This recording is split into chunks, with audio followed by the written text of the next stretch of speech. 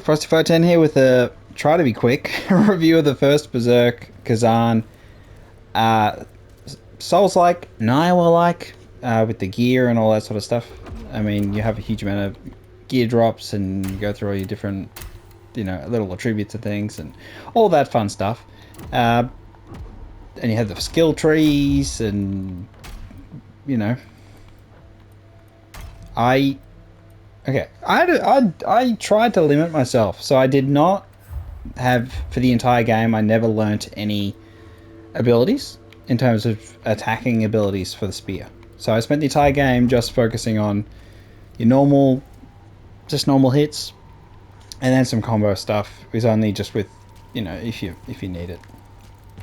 If you're chaining an enemy, you can just keep hitting them and then switch them to the back and then keep hitting them. So try to keep it as simple as possible, as I suppose less character action game and more Souls-like in that aspect.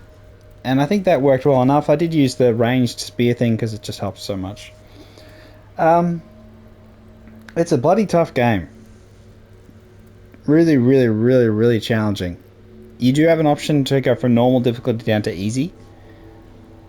And yeah, I think the difference between them is pretty simple. You do more damage and you take less damage on easy.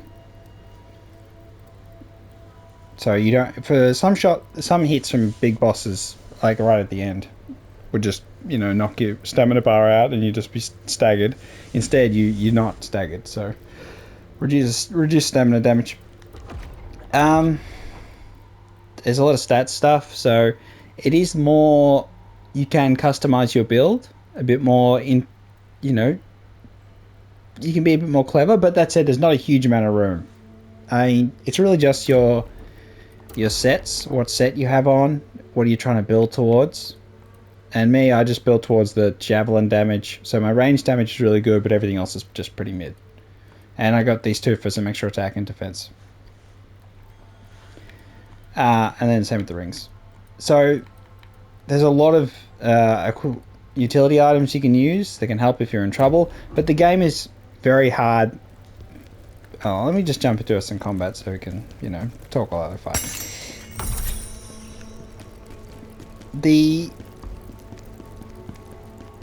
It's just really hard. You have parry, perfect parry. You have perfect dodge. And you can sort of spec into either, so you can put more. You can make it reduce the stamina cost, but my spear, which I used through the whole playthrough, apart from the start where I was unarmed, and then unarmed was just incredibly difficult, like beyond difficult. So that was my first roadblock, because I thought maybe I can do the whole thing unarmed, and then no. So let's just jump. Where's a good spot? Not the quarry.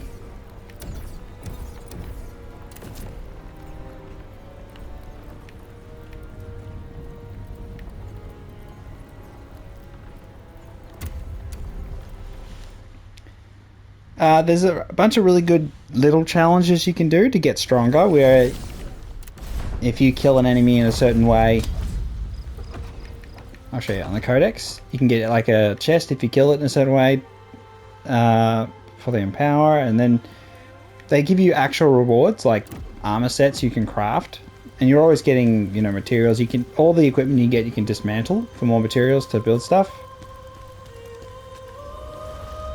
And I suppose as you travel through the different locations, one thing that is kind of consistent, which is probably where the criticism for the visuals is, a lot of the criticism of the game is that it's a bit bland in environment, and the big factor in that is fog. So there's a persistent, light fog throughout the entire game, and I feel like it's only there to cover up, to sort of mask the artistic style they went for, which I think is a fine artistic style, but they try to cover it up a little bit and not expose the environments as much.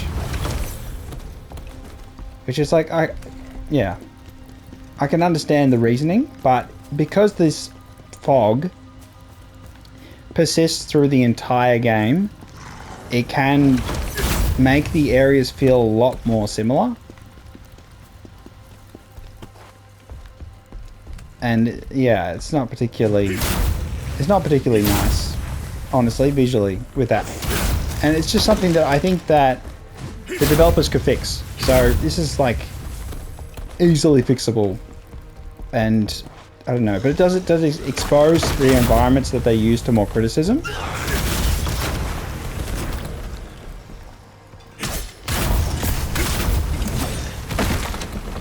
But yeah, the combat is a lot faster paced, like Nioh. That's where so much of the game's, so much of this is inspired by Nioh, it feels. Which is totally reasonable, because the Nioh series is really, really good.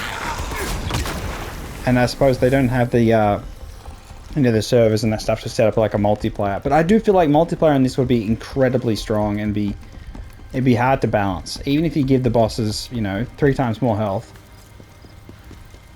I don't know, I still feel like it'd be a bit trivial. There's gotta be a nicer place. Yeah, so as you get XP, you know, you level up, you're choosing your stats, and they all are very minor, but it does build up over time. I'm quite balanced with my stats, except for lots of vitality, because, you know, health is great. And proficiency gives me stamina damage, which I think is really the most useful thing in bosses, is being able to knock down their stamina quicker. And it gives me a little bit of damage.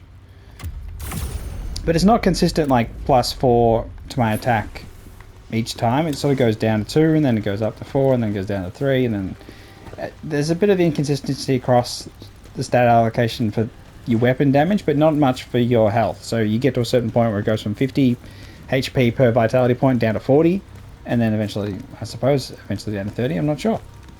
I haven't been that far yet. Let's go back to the crevice. This is a terrible map. But yeah, there are a lot of underground areas, dark dungeon zones, and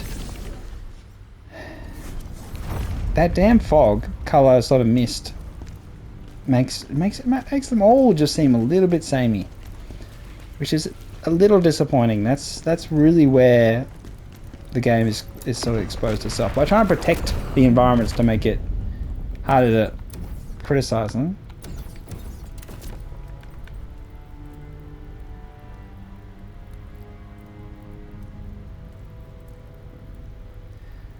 Ugh. Alright. Okay, we want a good one.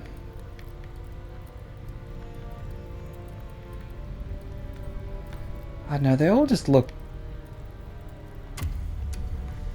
They all just have a very similar filter on. It is that filter. But, is it a good game? Is it worth buying? Oh my gosh, how long have we been talking? Yeah, is it a good game? Is it worth buying? I believe it is. Although I don't think you lose anything by waiting for it to be on a discount. And I probably say this almost with every review of a game that I've ever done. Almost every game that I've ever done. That it's always better to wait for a discount. Because discounts just... a no-brainer, really. I mean, that's the thing about the gaming market. So... they always charge a lot for the initial purchase on release. They want to create this buzz about there's this new game. If you don't play it right now, maybe you'll get spoilers or you're missing out. They always want to do this FOMO, fear of missing out. When in reality, everyone knows that the patient gamer wins 9 out of 10 times. And single player games in particular, really, you just wait, and then they're cheaper, and then you just play them and have a good time. But it's one of those things, of shared experiences. People want to be able to talk about the games they play, so if you don't play it at launch, you can't talk with other people about it, and then if they finish it before you, they can spoil it for you, and then, you know, you're playing it and your friends are also playing it, that sort of thing. Totally understandable. But in this case, I don't think people are going to spoil this game for you. I just don't believe that fundamentally, unless they're showing what the boss looks like, which again doesn't really spoil too much because you got to beat it yourself. It's like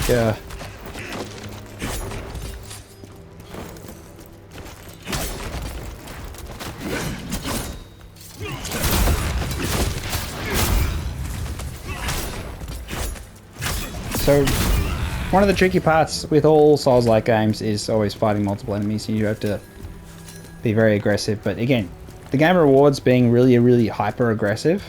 Getting in there, and you do your perfect parries. I'm gonna find something I can parry.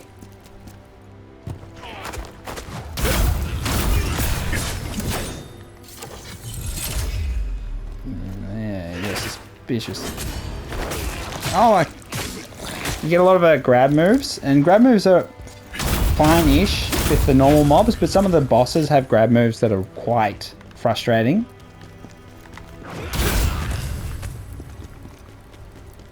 Okay, so let's... let me... And there is New Game Plus, so when you beat the game you can get even stronger and get higher level equipment. Oh, beautiful. That's true power right there. It's gonna give me any tentacles. Oh, let's open the door. Yeah, there's lots of, you know, you're going around and then you're opening up shortcuts and finding more waypoints and all that sort of stuff.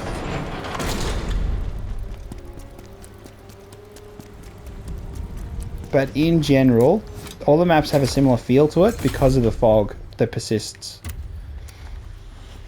And it's just something that you don't worry too much about unless you notice it.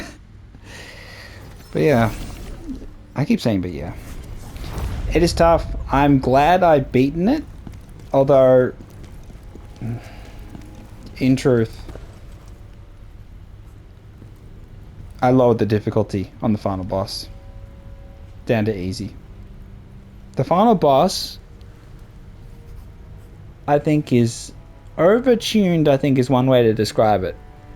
What you have to do with the bosses in Berserker Khazan is you have to learn everything about them. You have to absolutely download their moveset and counter everything. You need to completely dominate them.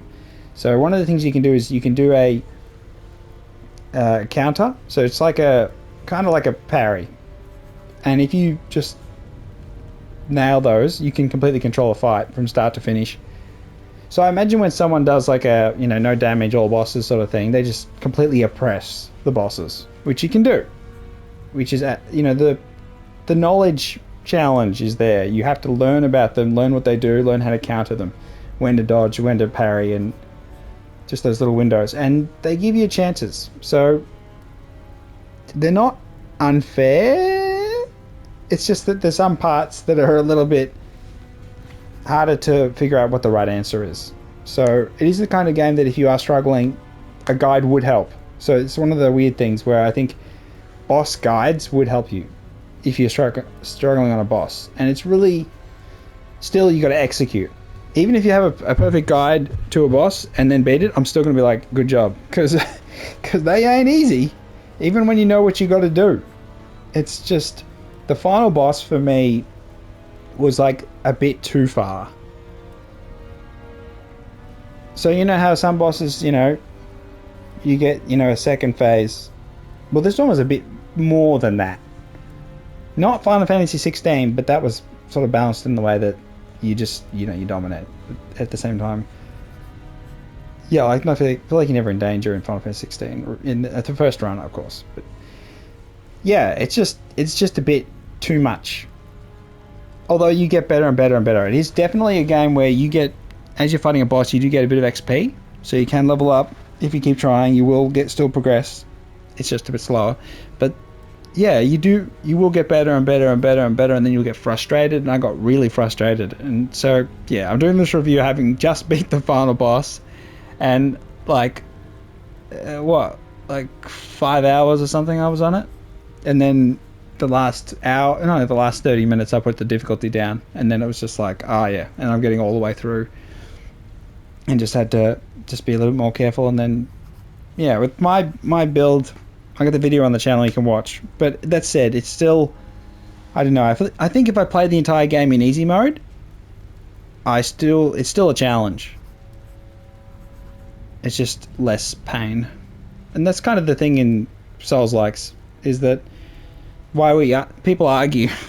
I don't want a difficulty in Elden Ring, but because the game offers you so many different tools. Niowa, I think, is a fantastic series. Niowa 2 in particular is my favorite.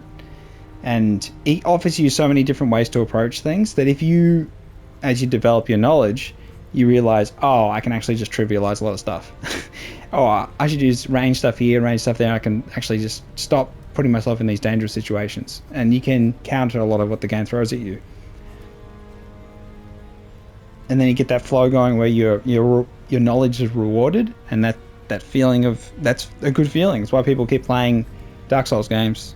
You know, they go back because their knowledge is rewarded. They know where the enemies are, they know where the items are, and then they're able to execute their skills. And it's, I think, I'm not sure Berserker Khazan will be remembered in the upper echelons, but it's a quality game. Like, really good quality. It's just the visual filter stuff, I think, where they stuffed up. I think if they didn't apply the fog filter across the whole game to try and mask the art style, I think they would have benefited a lot. So I'll show you what it's like without the filter. So this is what it's like without the filter. We're in Blue Land. So things are a lot more cleaner looking. You know, characters, you can tell they're, you know, the art style and all that.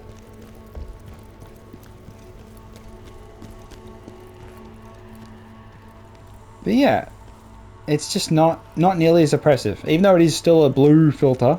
It's a blue fog, which you can see when you look out there. There's an in-between, which I know exactly what it looks like. And it's bloody Niowa too. Niowa, where you actually have more true lighting, true colours, even if they're slightly brightened. And I think you have a better looking... Niowa 2 is a better looking game. That's the comparison, because that's really the competitor for it. And Niowa 2 has more depth, but depth that doesn't serve to encourage new players, but at the same time rewards people who are willing to build their knowledge. And I do feel like Berserk sort of is a bit more friendly, a little more friendly, and then it's more challenging, and then it gives you the easy mode. So it's kind of like, and the three different weapons, if they do DLC, which I think is rumored, more weapons and things, I'm not sure. I'll be honest, I don't really want to play New Game Plus. I did all the side missions, all main missions. I didn't collect everything, but I got a lot of stuff. And I don't know. I mean, I'm a little bit frustrated because I got so far on the normal mode on the final boss, and then it was just like, oh no, there's more. And then it's like, oh my god. And then there's different endings too, which is I think is a good thing. But I don't feel motivated to go through the whole campaign again to get a different ending, or to do the final mission again to get a different ending. I just don't feel. I don't feel it. It was a bit of a slog. There was a couple the bits towards the end, just puzzle stuff, and you can't jump, so that's the only thing. That's the one missing element, I think, is a game that is like Niowa-like with the gear and the combat, fast combat, but you can jump. But then it's like, that's what Wulong Fallen Dynasty is supposed to be. But it has its own challenges too. It's like, I don't know. Yeah. I mean, there's lots more games in the character action game / Souls-like genre. The mixing of the two. So you give the player more tools, which is, you know, skills and all that sort of stuff. And then you still put them in a situation where they have to beat the boss to progress. I think that's perfectly fine. I mean, you had that in bloody Crash Bandicoot back in the day, but very different combat, of course.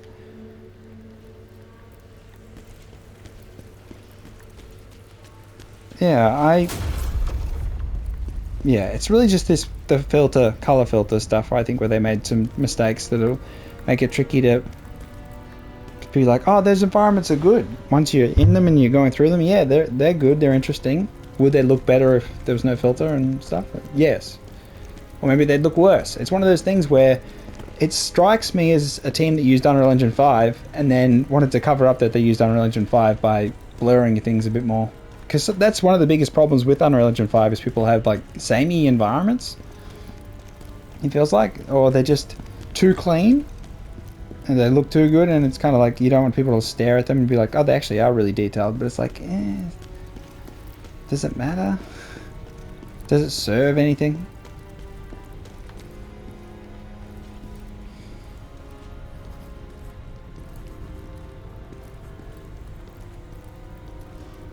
Yeah. Alright then. I think that'll do. Wait for a discount if you have any question at all about whether you want to buy the game. I just wait. That's my recommendation. I enjoyed my time at the game. I got frustrated, conquered the bosses.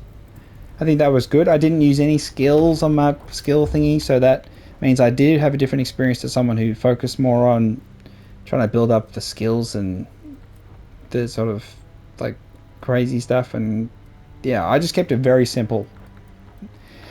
Try to keep it very Souls-like, and then used all of my spirit thing on throwing javelins and hitting him in the head with it. Yeah. All the tiers of loot. So having the blue stuff, and then the purple stuff, and then the pink stuff, and then the orange stuff. There's the next one, and then there's the one above that. That's all fine, I suppose. I'm not too worried about the loot. I think that it's good you can upgrade your gear levels cheap. They don't cost you much money. I got a heap of money. And use your... Yeah, so there's some good stuff you can do with the systems, with the different armor sets. And I don't want to show you them all because I want you to see them for yourself. And I've just got like a mix of stuff on, so it doesn't really spoil much. But yeah. Try it for yourself. Tell me what you think. Tell me which bosses you had trouble on. I think I struggled on most bosses. In that, like, it took me like 2 hours or 3 hours on some bosses, and 4 or 5 hours on others. Taking a break is always the way to go. I was struggling with the final boss. I took a break, came back, and then I was doing much better. And then I just, yeah, then it was...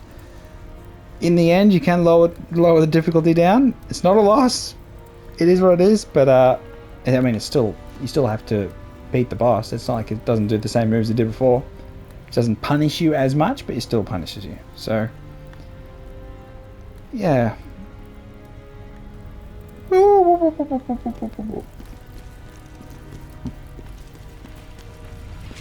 really think the difference is massive. And it's just an in-between.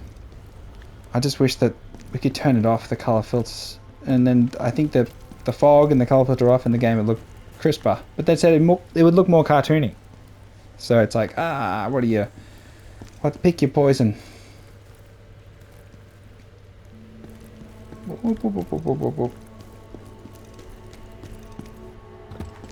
You get the blacksmith and the thing down here.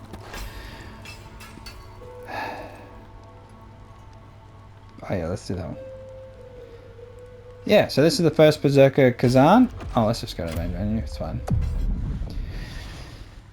Yep, First Berserker Khazan. And yeah, it's been a sort of a quick-ish review by Frosty510. Like and subscribe, I'll catch you next time. Definitely worth playing, worth going through, particularly if you like Nioh 2, or Wulong Fallen Dynasty. You can, you know, focus on your skills and make it a bit more character action style game, but it is still Souls-like in that you need to go through shortcuts and kill enemies and then kill them again and then collect the items and get souls things and progress and upgrade your stats. And yeah, don't want to do what I did. Don't play unarmed and then just run into a brick wall. But yeah, Viper boss unarmed was just brutal. I got through one phase and then I was cooked. I was cooked. And that final boss, ridiculous. Alright then. Yeah, catch you later. Bye bye.